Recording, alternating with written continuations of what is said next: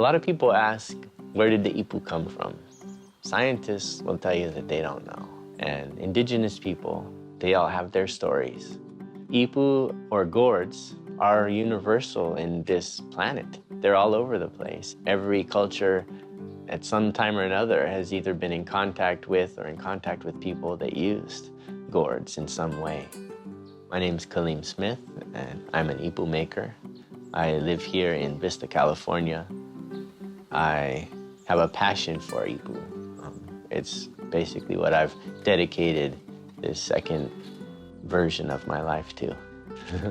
As a kid, I had always had an interest in gourds. I had seen them being used in the tribal ceremonies on the reservations here in Southern California where I was raised. So when I was old enough, I got some seeds and I actually started growing them. I would give gourds out to people who would make rattles. When I met my wife, her family, being native Hawaiian, used Ipu as their instruments of hula. They found out that I could grow gourds, asked me if I would grow some gourds for them out on the reservation, and that would have just such a great mana coming from a native land to a native people. Our first Native American, Native Hawaiian Ipu farm. 2011, I had a spinal cord injury. That spinal cord injury left me as T12 paraplegic with complete paraplegia. That changed everything. When I came home, after a long period of rehab, I'm sitting on the balcony and decided what else would I do but make Ipu? So I start to figure out how to hold an Ipu differently. I could no longer put it between my legs for that stability. I didn't have the rest of my core muscles to sort of hold me up even. Just had to relearn everything. And I did. I relearned how to make Ipu Heke. In my gardens, you'll see that I use trellises. They're 5 foot tall and they're built to my body. I sit 4'6" now.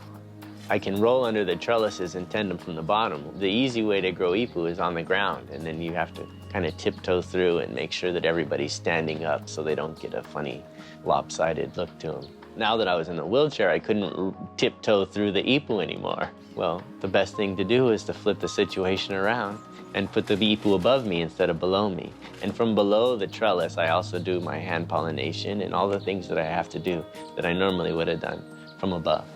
Being in Southern California, we have a perfect environment for growing Ipu. You have the same temperatures basically as Hawaii, but without the rain. So you can keep the Ipu dry and you can water them when you want them to get water. And as long as you give them water, they'll grow. There are quite a few human-like qualities to the Ipu.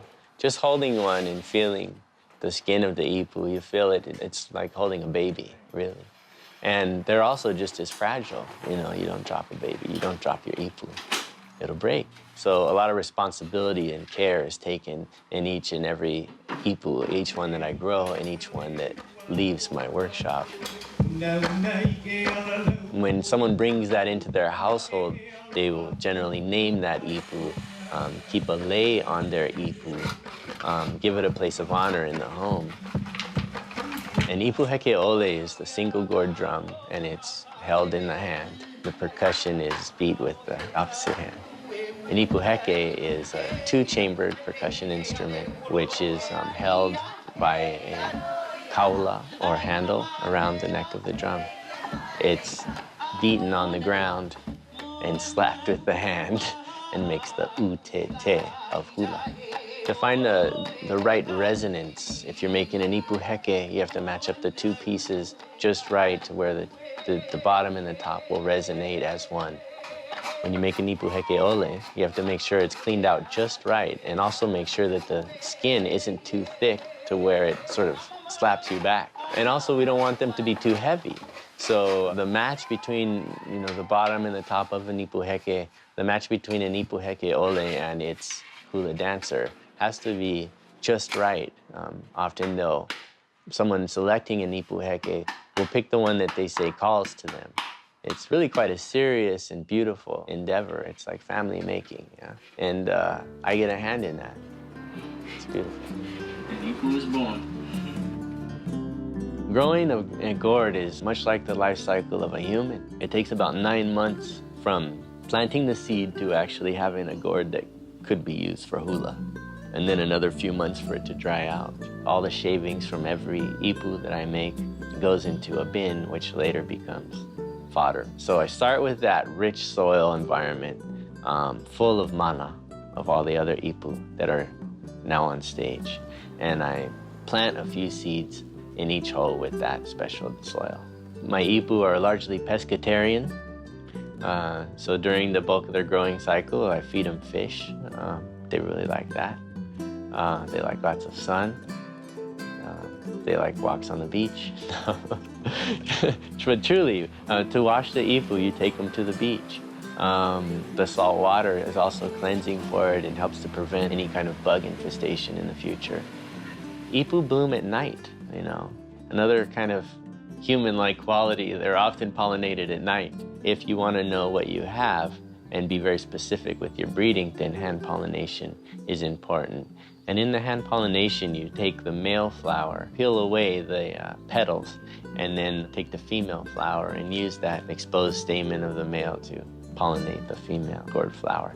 And the female flower is only viable for about 24 hours. It's an ephemeral flower and lasts only a day. So I have to get right to that flower for it to survive. And then I'll have my ipu for the next year. In order to make an Ipu Heke, you have to find two ipu that are willing to be joined together. Not any two can be made into an Ipu Heke, but there's some feeling of joy that comes over me when I know those two are the right two. And they resonate together, literally. After I had returned home from the hospital, I decided to carve gourds on the balcony. And as I carved the gourds on the balcony, what would I do with the seeds? Well, I didn't want to throw them away, so I threw them over the side of the balcony. We had a big rain that spring. Next thing you know, I had hundreds of little ipu babies growing in the yard, and I'm a person who has to care for the ipu if I see it growing. And as the ipu grew, I grew. As they got stronger, I got stronger. I got to watch the flowers unfold and grow and interact with each other. I got to see the ipu from a really, really close perspective every day, watching them as they moved along their path. It was beautiful. So they forced me, like they brought me along. They literally healed me. To see hula performed with my Ipu Heke, it's like I had the opportunity to dance too. I really feel like I'm on stage when that happens, you know, at least in some way. I take on the perspective of the Ipu. You know? That's my role.